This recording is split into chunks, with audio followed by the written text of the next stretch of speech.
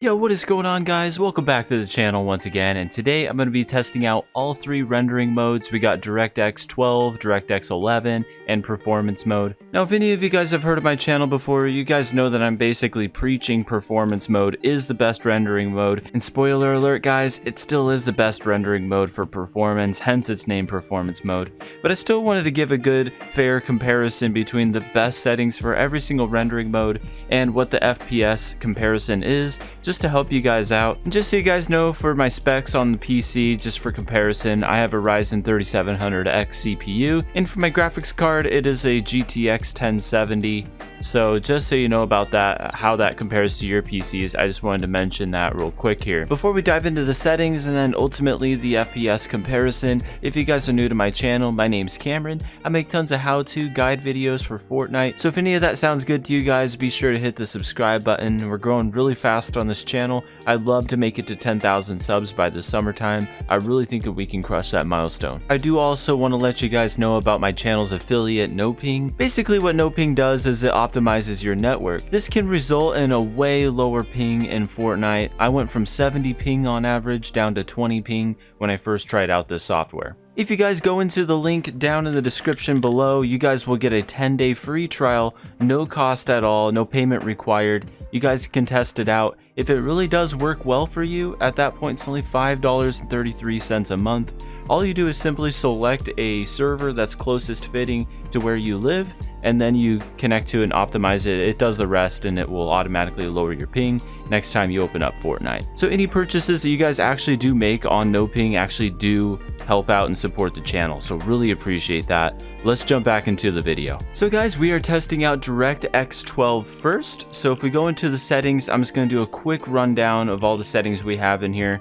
I'm going to be testing this all out in Windows full screen on every single rendering mode, and the reason for that is just easier for me as a content creator. I have the frame rate on unlimited, and from here we have the far distance. This will be the same on every rendering mode. We have off for everything except for textures. We have on high because it's well known that Fortnite is a very graphic card intensive application. Like, it uses a lot of graphic performance. So when you have high textures on, this does kind of even it out and uses more CPU. If you have a really high-end CPU, I definitely recommend high textures. Otherwise, if you have a lower-end CPU, go with a low textures for the best performance. We're going to keep it on high because I do have a 3700X. Coming down into the advanced graphics, we have VSync and motion blur on off. We have show FPS on, and we're on DirectX 12, of course. We have allow multi-threaded rendering on. This is a must-have. If you have 4 cores or more on your CPU, you must have allow multi-threaded rendering on. This does actually give you a better performance if you have it on. If you only have 2 cores or less, then of course keep this off. You'll get best performance that way. But we're keeping that on. And GPU debugging, we want to have that off. Latency markers off, latency flash off. You can have these two on. I just don't care about those. It's just basically on-screen HUD for your latency, but we don't need that. I have NVIDIA Reflex Low Latency on plus Boost because I do have an NVIDIA GPU, so I recommend having this on if you have an NVIDIA graphics card. Other than that, the ray tracing feature, which is why most people use DirectX 12, I have on off because I don't have ray tracing, and also it affects performance. So yeah, that's basically the rundown here, guys. Let's test it out in the game and see what kind of FPS we get. All right, we are loaded up, and as you guys can see immediately, we have about 200 FPS on average. Looks like a low of 160, 170, and a high of 250. So somewhere around 200 FPS is about the average in DirectX 12. Actually quite a bit laggier. That might also be because of my editing software. But of course, we're going to keep everything the same when we test out DirectX 11. So I'm going to meet you over there right now. I will see you guys on DirectX 11. All right, we are now on DirectX 11. So let's take a look at the settings we went ahead and set up for this one. So as you can see, it's all the same. We got unlimited frame rate, same resolution and everything. 95% for 3D resolution. This is what I had it on DirectX 12. I just forgot to cover it. But as you can see, everything else is the exact same. We're just now switched over to DirectX 11, And yeah, you'll notice there's no ray tracing options down here. But everything else is the exact same. So let's go ahead and test this out. Let's jump into the same map and see what happens. Alright guys, we are loaded up, and right away you'll see we are well over 200 for the low. It's even jumping up to 400 on occasion for the high.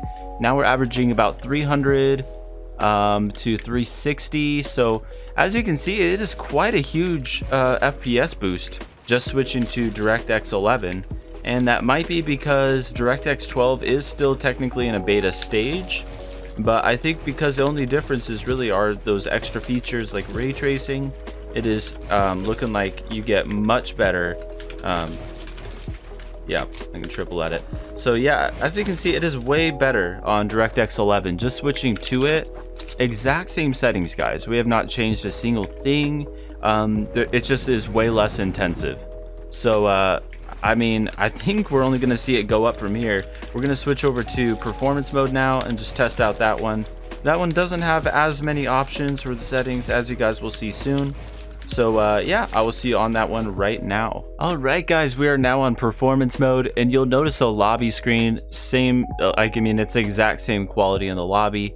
But when you actually go into the settings here, you'll notice it is quite different. A lot of things are grayed out. Exact same resolution, maxed frame rate. We got 95% 3D resolution, same thing there. Same view distance far.